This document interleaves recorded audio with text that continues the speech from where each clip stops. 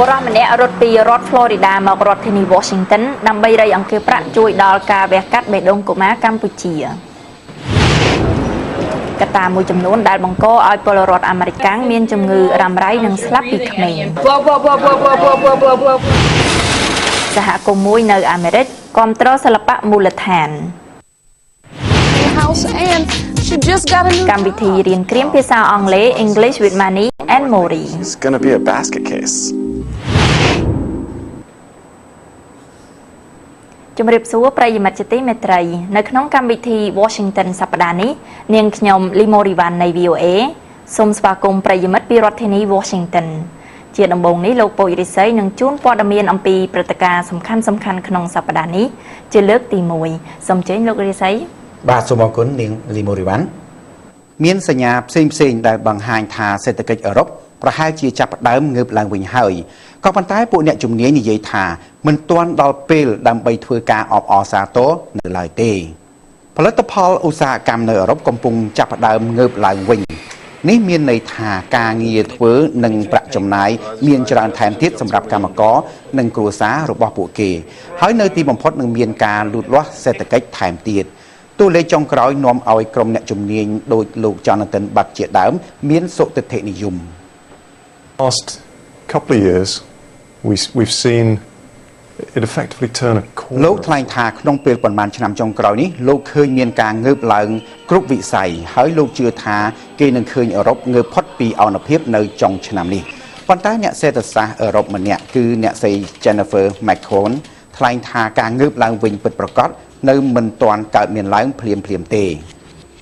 Even the more optimistic surveys are pointing to very modest rates of expansion and after such a long លោកស្រីថ្លែងថាសូម្បីតែការស្ទង់មតិសុទិដ្ឋិនិយមក៏បង្ហាញនៅការរីកចម្រើនខ្លះប៉ុណ្ណោះហើយក្រោយពីការធ្លាក់ចុះអស់ពេលយ៉ាងយូរបែបនេះគេមិនចាត់ទុកថានេះជាការងើបឡើងវិញច្រើនទេដូច្នេះការងើបឡើងវិញនេះនឹងមានរយៈពេលយូរអង្វែងនិងគ្មានភាពច្បាស់លាស់ទេប្រទេសឥណ្ឌាដើរតួនាទីយ៉ាងសំខាន់មួយនៅក្នុងការកសាងប្រទេសអាហ្វហ្គានីស្ថានឡើងវិញបន្ទាប់ពីកងកម្លាំងអន្តរជាតិដកទ័ពចេញអស់នៅឆ្នាំ2014ខាងមុខនៅសង្កាត់លក់ទំនិញដ៏មមាញឹកមួយនៃទីក្រុង New Delhi ហាងជំនួញនៅតាមផ្លូវទាំងសងខាងបម្រើភ្ញៀវអាហ្វហ្គានីស្ថានដែលមកប្រទេសឥណ្ឌាដើម្បីព្យាបាលជំងឺឬធ្វើការលោកសាអ៊ីតអាប់ឌូឡាជាជនជាតិអាហ្វហ្គានដែលបានឃើញចំណងតាក់ទងយ៉ាងជិតដិតរវាងប្រទេសទាំងពីរលោកនាំឪពុកលោកមកវះកាត់នៅប្រទេសឥណ្ឌាលោកបានឃើញផ្ទាល់ភ្នែកនៅផលចំណេញពីវិនិយោគរបស់ឥណ្ឌាក្នុងប្រទេសអាហ្វហ្គានីស្ថានព្រោះលោកធ្លាប់ធ្វើជាកម្មករសំណង់ផ្លូវជាតិមួយ I work with them they have built a road and it was very good and they លោកថ្លែងថាឥណ្ឌាសង់ផ្លូវស្អាតណាស់ហើយពួកគេបានធ្វើវិនិយោគច្រើនណាស់ឥណ្ឌាបានផ្ដល់ប្រាក់ជំនួយជាង$2,000 លានឲ្យប្រទេសអាហ្វហ្គានីស្ថានតាំងពីពួកតាលីបានបានធ្លាក់ពីអំណាចនៅឆ្នាំ2001ក្រុមអ្នកវិភាគនៅក្នុងទីក្រុង New Delhi ថ្លែងថាជំនួយនិងវិនិយោគទុនបែបនេះគួរបន្តដើម្បីធានាឲ្យមានស្ថិរភាពទាំងនៅអាហ្វហ្គានីស្ថានទាំងនៅក្នុងតំបន់បាទមូរីវ៉ាន់ចាសសូមអរគុណលោករិស័យ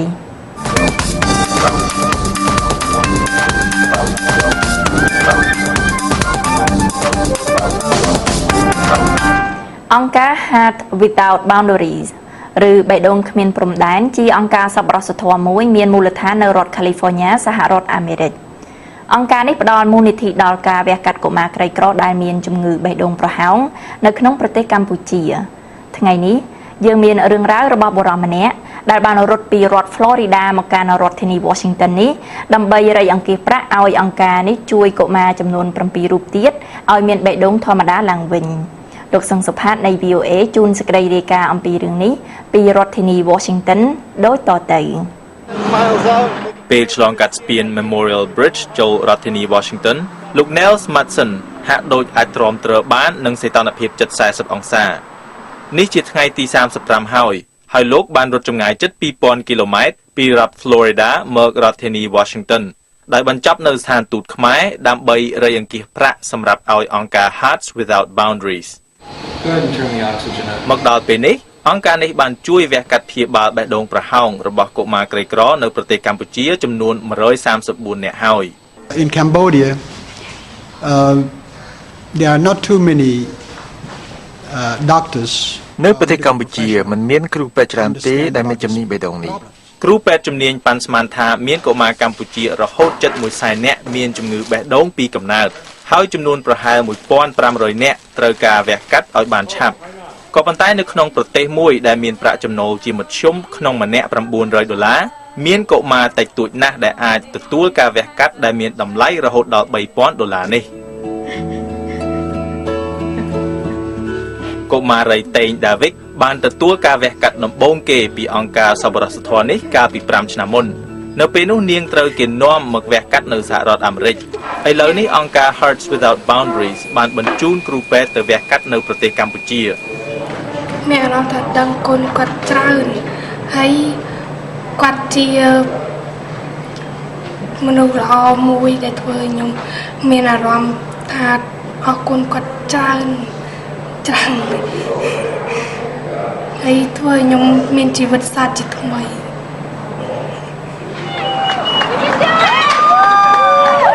ដាវីកលែងមានបញ្ហាពេលដកដង្ហើមញ៉ាំបាយនិងគេងបានស្រួលហើយក៏លែងហត់ដូចមុនដែរ Nels Madsen ដឹងអំពីជំងឺបេះដូងពីកំណើតនេះព្រោះលោកជាអ្នកជំងឺម្នាក់ចុះតើសីតុណ្ហភាពក្តៅនេះរំខានលោកទេ The Cambodian temperature is hot and humid អាកាសធាតុនៅកម្ពុជាគឺក្តៅហើយសើមដូច្នេះពេលខ្ញុំជួបការលំបាកពេលរត់ខ្ញុំតែងគិតដល់អាកាសធាតុនៅទីនោះហើយគិតដល់ក្មេងៗដែលមានជំងឺបេះដូងដែលជួបការលំបាកផ្នែករាងកាយគិតយ៉ាងនេះដើម្បីជំនះឧបសគ្គពេលរត់អង្គការ Hearts Without Boundaries សង្ឃឹមថានៅក្រៅការរត់នេះនឹងអាចរៃអង្គាសប្រាក់គ្រប់គ្រាន់ដើម្បីធ្វើការវះកាត់ទៅលើកុមារកម្ពុជាចំនួន7នាក់ទៀតអង្គការ Hearts Without Boundaries នាំគ្រូពេទ្យទៅវះកាត់នៅកម្ពុជាម្ដងក្នុងមួយឆ្នាំអង្គការនេះក៏បណ្ដុះបណ្ដាលគ្រូពេទ្យខ្មែរផងដែរជំងឺដែលងាយក្រុមគ្រូពេទ្យខ្មែរយើងអាចវះបានក៏ប៉ុន្តែសម្រាប់វះអាចហៅ Open Heart Surgery វះបើកបេះដូងយើងត្រូវការគ្រូពេទ្យជំនាញពីបរទេសទៅជួយវះនៅក្នុងមន្ទីរពេទ្យកម្ពុជានេះអង្គការនេះសង្ឃឹមថាក្នុងរយៈពេល5ឆ្នាំទៀតគ្រូពេទ្យខ្មែរនឹងអាចធ្វើការវះកាត់ដោយខ្លួនឯងបានដូច្នេះសមាគមនេះអាចនាំយកនៅក្តីសង្ឃឹមទៅដល់ប្រជាពលរដ្ឋខ្មែរក្រីក្រដែលកូនមានជំងឺបេះដូងប្រហោង Nels និយាយថាការរត់នេះជាដំណើរដ៏អស្ចារ្យមួយថ្មីបើលោកគិតថាលោកនឹងមិនរត់ចម្ងាយ 2,000 គីឡូម៉ែត្រនេះម្ដងទៀតទេប៉ុន្តែលោកនឹងបន្តរៃអង្គាសប្រាក់ដើម្បីព្យាបាលបេះដូងម្ដងមួយពីរដ្ឋធានី Washington ខ្ញុំសឹងសុផាត VOA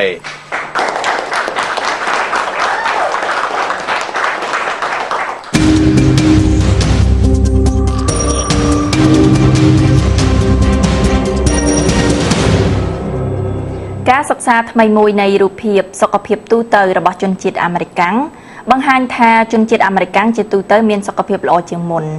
ក៏ប៉ុន្តែអាចរស់នៅដោយមានជំងឺរ៉ាំរ៉ៃនិងស្លាប់ពីក្មេងអ្នកស្រីនុចសារីតាជួនសេចក្តីរាយការណ៍របស់ Carol Pearson នៃ VOA ដែលពិនិត្យមើលកត្តាបង្កហេតុភាពពិការដោយជំងឺរ៉ាំរ៉ៃកត្តាគ្រោះថ្នាក់ដល់សុខភាពនិងការស្លាប់មុនអាយុបើអ្នកសួរអាមេរិកាំងអំពីសុខភាពនិងអាយុកាលពួកគេចេះច្រើន I believe Americans ខ្ញុំជឿថាពួកអាមេរិកាំងអាយុវែងតែខ្ញុំមិនជឿថាពួកគេមានសុខភាពល្អទេ I don't think Americans ខ្ញុំមិនជឿថាអាមេរិកាំងទាំងអស់មានសុខភាពល្អនោះទេវិជ្ជបណ្ឌិត Christopher Murray និយាយថាអ្នកទាំងពីរនេះនិយាយត្រូវ Turns out we're living longer but we will spend more វាដូចជាយើងរស់បានយូរប៉ុន្តែយើងរស់ពីការដោយមានជំងឺរ៉ាំរ៉ៃច្រើនឆ្នាំវិជ្ជបណ្ឌិត Murray បានដឹកនាំការសិក្សាមួយពិនិត្យមើលជំងឺនិងរបួសដែលធ្វើឲ្យសុខភាពខ្សោយនិងស្លាប់មុនអាយុក្នុង20ឆ្នាំកន្លងទៅនេះក្រុមអ្នកស្រាវជ្រាវបានរកឃើញថាកត្តាបង្កភាពពិការដោយជំងឺរ៉ាំរ៉ៃរួមមានដំណើរធ្លាក់ទឹកចិត្តនិងភាពតានតឹងក្នុងចិត្តឈឺចង្កេះជំងឺទឹកនោមផ្អែមនិងជំងឺសួតនៅមានជំងឺធំៗទៀតដូចជាគាំងបេះដូងដាច់សរសៃឈាមខួរក្បាលនិងមហារីកមូលហេតុចម្បងគឺជក់បារីនិងទទួលទានម្ហូបចំណីមិនប្រយ័ត្ន 680,000 deaths attributable to poor diet. There's still ការស្លាប់ 68,000 នាក់គឺដោយសារអាហារមិនល្អនៅមានការស្លាប់ជាង 40,000 នាក់ទៀតក្នុងមួយឆ្នាំដោយសារជក់បារីធាត់លើសទម្ងន់និងសម្ពាធឈាមខ្ពស់ជាកត្តាគ្រោះថ្នាក់ដល់សុខភាពខ្យល់កខ្វក់ក៏ជាចំណែកមួយដែរ វិជាឋានជាតិសុខភាពឲ្យដឹងថាខ្យល់កខ្វក់នាំឲ្យកើតជំងឺបេះដូងនិងជំងឺសួតហើយភស្តុតាងបង្ហាញពីផលប៉ះពាល់យ៉ាងយូរដល់សួតកុមារដោយសារខ្យល់កខ្វក់ក្រុមអ្នកស្រាវជ្រាវក៏បានរកឃើញផងដែរថាជំងឺនេះទាក់ទងនឹងវ័យចាស់ធាត់សូរ៉ានិងថ្នាំញៀន There are also diseases that are on the rapid ហើយ increase. មានជំងឺដែលកើនឡើងដ៏រហ័សផងដែរដូចជាជំងឺបាត់ការចងចាំជំងឺតម្រងទឹកមាត់រ៉ាំរ៉ៃនិងជំងឺទឹកនោមផ្អែម ការសិក្សាបង្ហាញថាជនជាតិអាមេរិកជាទូទៅមានសុខភាពល្អនេះយោងតាមការជឿនលឿនក្នុងការព្យាបាលជំងឺដាច់សរសៃឈាមក្នុងខួរក្បាលនិងជំងឺមហារីកខ្លះៗរួមមានជំងឺមហារីកពោះវៀនធំនិងមហារីកដោះទោះជាដូច្នោះក៏សហរដ្ឋអាមេរិកមានដំណើរយឺតជាងប្រទេសអ្នកមានដទៃទៀតនៅក្នុងផ្នែកសុខភាពពលរដ្ឋក្រុមអ្នកស្រាវជ្រាវចង់ឲ្យមានកម្មវិធីសុខភាពសាធារណៈជាច្រើនទៀតដើម្បីជាគ្រឿងលើកទឹកចិត្តពលរដ្ឋអាមេរិកឲ្យយកចិត្តទុកដាក់លើសុខភាពខ្លួនពីរដ្ឋធានី Washington ខ្ញុំនុចសារីតា VOA លោកអ្នកអាចស្វែងរកកម្មវិធី Hello VOA និងកម្មវិធីវិទ្យុផ្សេងទៀតបានដោយចូលទៅគេហទំព័រ khmer.voanews.com រួចចុចយកពាក្យវិទ្យុនៅរបារខាងលើហើយរកមើលកម្មវិធី Hello VOA ឬកម្មវិធីដែលលោកអ្នកចង់ចូលលោកអ្នកអាចស្ដាប់សំឡេងកម្មវិធី Hello VOA នេះឬអានជាអត្ថបទក៏បាន អ្នកសិល្បៈចង់ផ្ដោតកិច្ចខិតខំប្រឹងប្រែងរបស់គេលើសិប្បកម្មរបស់ពួកគេក៏ប៉ុន្តែតម្រូវការរកប្រាក់ជារឿយៗបង្ខំឲ្យពួកគេផ្ដោតលើការបង្កើតស្នាដៃណាដែលអាចលក់បានលោកអឹមសធារិទ្ធសូមជូនសេចក្តីរាយការណ៍របស់ជូនសូនៃ VOA ដែលរាយការណ៍ថាទីក្រុងតូចមួយនៅឆ្នេរខាងកើតនៃរដ្ឋ Maryland បានក្លាយជាកន្លែងសិល្បៈហើយសហគមន៍នេះសង្ឃឹមថាការគាំទ្រកំពុងកើនឡើងនេះនឹងផ្ដល់ឲ្យអ្នកសិល្បៈមូលដ្ឋាននៅសេរីភាពច្នៃប្រឌិត លោក Vico Von Vos ធ្វើគ្រឿងសង្ហារឹមឈើពីសម្ភារៈបែកបាក់អស់រយៈពេល20ឆ្នាំ When I get a tree ពេលខ្ញុំមានដើមឈើដែលផ្ដួលដោយព្យុះសង្ឃរាឬដោយក្រុមហ៊ុនឈើខ្ញុំឆ្លៀតឱកាសផ្ដល់ជីវិតថ្មីឲ្យវា លោក Vos ល្បីខាងធ្វើគ្រឿងសង្ហារឹមស្អាតនិងប្រើការកើត ផ្នែកមួយនៃទស្សនវិជ្ជារបស់ខ្ញុំគឺបើដើមឈើមានអាយុ80ឆ្នាំខ្ញុំត្រូវធ្វើសង្ហារឹមដែលនឹងជាប់បាន80ឆ្នាំដែរ លោក Vos មានទស្សនៈនេះនៅពេលដែលលោកនៅផ្ទះតូចមួយដែលលោកសង់នៅទីក្រុង Chestertown រដ្ឋ Maryland I grew to understand and love ខ្ញុំធំដឹងក្តីចេះស្រឡាញ់ធម្មជាតិប៉ុន្តែមិនគ្រាន់តែស្រឡាញ់ធម្មជាតិប៉ុណ្ណោះទេតែអង្កេតមើលលក្ខណៈពិតនៃដីនិងលក្ខណៈពិតនៃព្រៃខ្ញុំគិតថាខ្ញុំក៏คล้ายជាអ្នកពិនិត្យមើលធម្មជាតិដែរ លោក Vos ភាគច្រើនធ្វើការដោយប្រាក់សកលពេលសារមន្ទីរមូលដ្ឋានអញ្ជើញគាត់តាំងសង្ហារឹមគាត់នៅឆ្នាំក្រោយគាត់មានបញ្ហាដោយសារគាត់លក់សង្ហារឹមដាច់ធ្វើសឹងមិនទាន់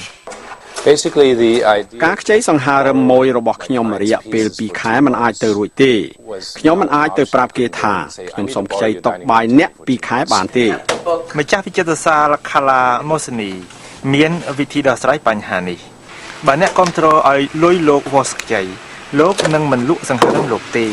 លោកអាចបង្កើតស្នាដៃសម្រាប់តាំងនៅសារមន្ទីរលោកអាចលក់ស្នាដៃនោះហើយសងលុយគេវិញ Masoni និយាយថាអ្នកសិល្បៈជាង20នាក់ចូលរួមគម្រោងការឈ្មោះ Seed Project មនុស្សជាច្រើនដែលចូលរួមក្នុងគម្រោងនេះប្រហែលមិនអាចទិញស្នាដៃលោក Vos បានទេប៉ុន្តែគេនៅតែចង់ចូលរួមក្នុងដំណើរការផលិតស្នាដៃរបស់លោក លោក Bob Ingersoll ជាអ្នកចូលរួមម្នាក់ វាហាក់ដូចជាគម្រោងគួរឲ្យចាប់អារម្មណ៍មួយខ្ញុំមានឱកាសជួយឲ្យលោក Vos ផ្ដោតលើការបង្កើតស្នាដៃរបស់គាត់ខ្ញុំរំពឹងថានឹងឃើញមានស្នាដៃជាច្រើនចេញពីកិច្ចប្រឹងប្រែងនេះ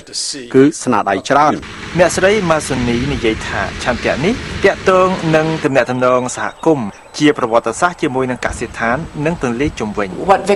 អ្វីដែលលោក Vos ធ្វើនោះគឺប្រើធនធានធម្មជាតិក្នុងតំបន់ឈើ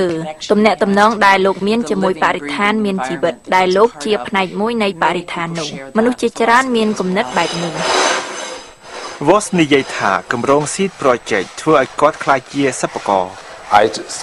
វាជាឱកាសដ៏អស្ចារ្យដោយបានចេញទៅមើលពិភពខាងក្រៅនិងបង្កើតអ្វីមួយដែលពិសេសនិងប្រកបដោយសិល្បៈប៉ុន្តែនៅតែអាចប្រើប្រាស់បានជាងអ្វីដែលខ្ញុំបានបង្កើតកាលពីអតីតកាល សហគមន៍ Chestertown សង្ឃឹមថាគម្រោង Seed Project អាចទទួលបានការគាំទ្រសម្រាប់អ្នកសិល្បៈនិងសិប្បករដទៃទៀតនាពេលអនាគតពីរដ្ឋធានី Washington ខ្ញុំអឹមសុធិរិទ្ធ VOA នៅពេលនេះកម្មវិធី Washington សប្តាហ៍នេះសូមសម្រាប់មួយផ្លែតសិនក៏ប៉ុន្តែសូមប្រិយមិត្តកុំភ្លេចរងចាំទស្សនាព័ត៌មានស្ដីពីព្រឹត្តិការណ៍សំខាន់ៗប្រចាំសប្តាហ៍នេះជាលើកទី2និងកម្មវិធីរៀនគ្រាមភាសាអង់គ្លេស English with Manny and Mori ក្រោយពីនីតិពាណិជ្ជកម្មឥឡូវនេះនៅទូរទស្សន៍ CNC យើងនាំមកជូនលោកអ្នកនៅកម្មវិធីថ្មីមួយទៀតហៅថាព័ត៌មានសេដ្ឋកិច្ចសកលជាកម្មវិធីដែលវិភាគពីស្ថានភាពសេដ្ឋកិច្ចនៅលើសកលលោកនិងនៅក្នុងប្រជាណាចក្រកម្ពុជាយើងនឹងនាំមកជូនលោកអ្នកនៅប្រធានបទសេដ្ឋកិច្ចធំៗដែលមានលក្ខណៈងាយស្រួលយល់និងដែលមានឥទ្ធិពលទាក់ទងទៅនឹងស្ថានភាពសេដ្ឋកិច្ចនៅក្នុងប្រទេសកម្ពុជាយើងក៏នឹងជម្រាបជូនលោកអ្នកផងដែរពីព្រឹត្តិការណ៍សំខាន់ៗជុំវិញទីផ្សារភាគហ៊ុននៅក្នុងតំបន់អាស៊ីនិងនៅបណ្ដាប្រទេសធំៗនៅលើពិភពលោកសេដ្ឋកិច្ចសកលព័ត៌មានសេដ្ឋកិច្ចដែលលោកអ្នកចង់បាន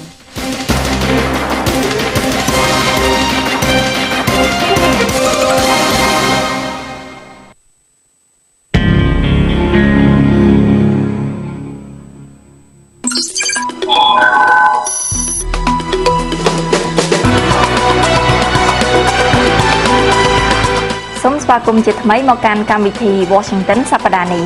ជាបន្តទៅទៀតនេះ VOA នឹងផ្សាយជូនកម្មវិធីរៀនគ្រាមភាសាអង់គ្លេស English with Manny and Mori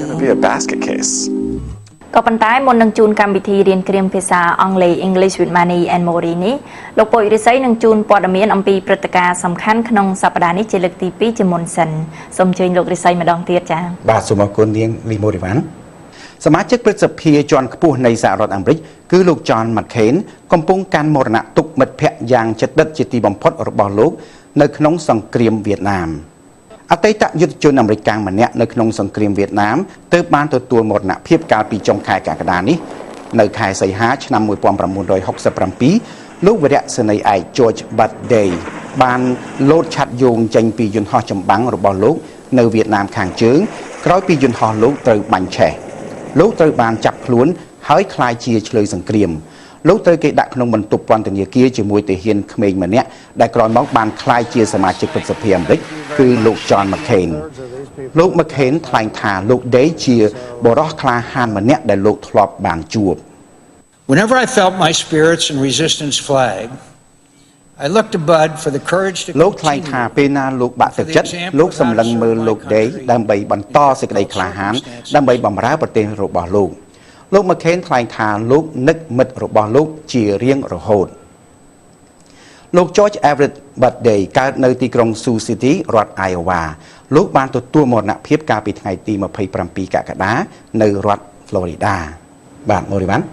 ចាលោករិស័យស្ដាប់ហើយនឹងមើលព័ត៌មានដែលលោកទើបតែបានជូនអំបញ្ញមិញហ្នឹងឃើញថាលោក George Bush ពេលដែលលោកនៅមានជីវិតហើយនឹងលោក John McCain មានភាពជិតស្និទ្ធនឹងគ្នាមែនទេលោកបាទត្រូវហើយមូរីវ៉ាន់លោក George Day នឹងបានជួយលើកទឹកចិត្តលោក John McCain នឹងខ្លាំងណាស់នៅពេលដែលអ្នកទាំងពីរជាឆ្លើយសង្គ្រាមនៅវៀតណាមខាងជើងដោយឃ្លាអង់គ្លេសមួយដែលនិយាយថា a friend in need is a friend indeed ចាហើយឃ្លាហ្នឹងនៅភាសាខ្មែរយើងគឺមានន័យថាមិត្តដែលល្អគឺមិត្តដែលជួយគ្នានៅក្នុងគ្រាក្រចាបាទត្រូវហើយមូរីវ៉ាន់អរគុណលោកពុយរិស័យបាទអរគុណមូរីវ៉ាន់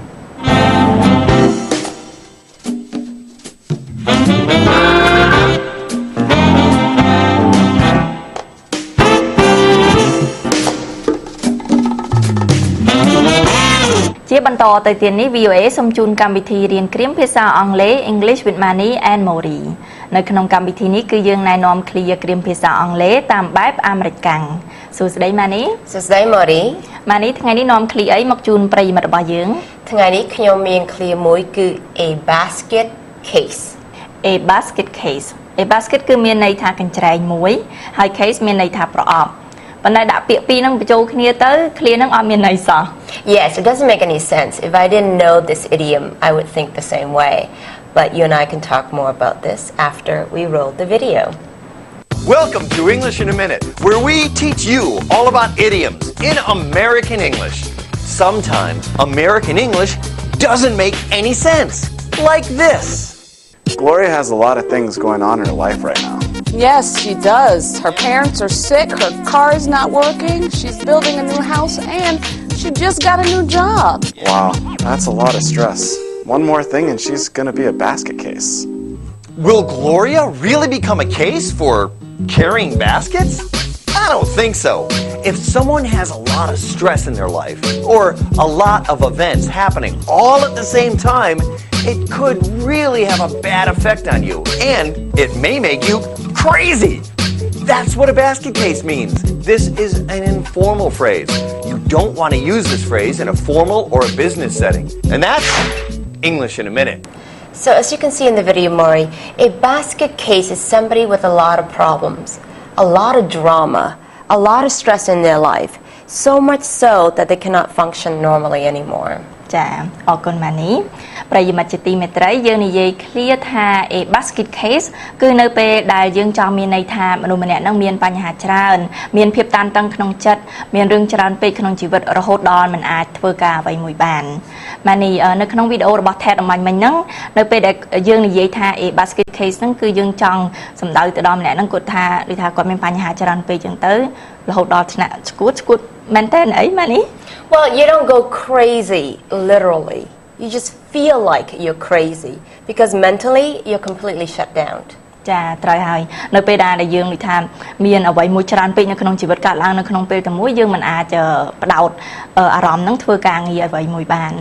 ឥឡូវហ្នឹងដើម្បីឲ្យយល់ឃ្លានឹងកាន់តែច្បាស់ទៀតអាចប្រើឧទាហរណ៍ឃ្លានឹងនៅក្នុងឧទាហរណ៍មួយ Yes, of course. For example, if I am going to continue to be completely stressed out like this, I'm going to turn into a basket case. Or you can say, don't bother her right now. She cannot handle another problem. She is already a basket case. ចាអញ្ចឹងនៅពេលដែលយើងនិយាយថា she is a basket case right now, don't bother her គឺមានន័យថាកុំរំខានគាត់កំពុងតែមានបញ្ហាច្រើនហើយចានៅពេលដែលខ្ញុំយល់ clear a basket case ហ្នឹងហើយខ្ញុំអត់ចង់ខ្លាយជា a basket case ទេម៉ែនេះ Me neither. ចាអរគុណច្រើនសម្រាប់ clear នៅថ្ងៃនេះចា You're welcome, Maury. ហើយនៅសប្តាហ៍ក្រោយសូមប្រិយមិត្តកុំភ្លេចទស្សនា clear ថ្មីទៀតនៅក្នុងកម្មវិធី English with Mani and Maury. See you next time.